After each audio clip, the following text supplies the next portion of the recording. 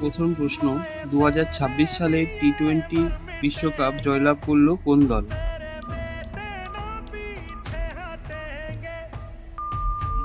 হবে ভারত। দ্বিতীয় প্রশ্ন, হু সম্প্রতি কোন দেশকে কুষ্ঠ রোগমুক্ত দেশ হিসেবে ঘোষণা করেছে?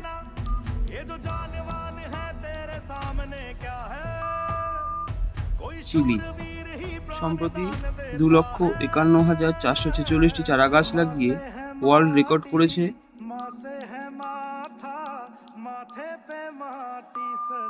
বারাণসী শহরটি।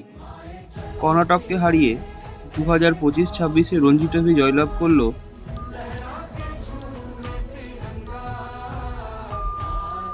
জম্মু কাশ্মীর।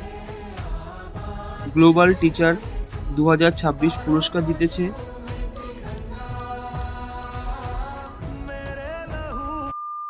রুবেল নাগি।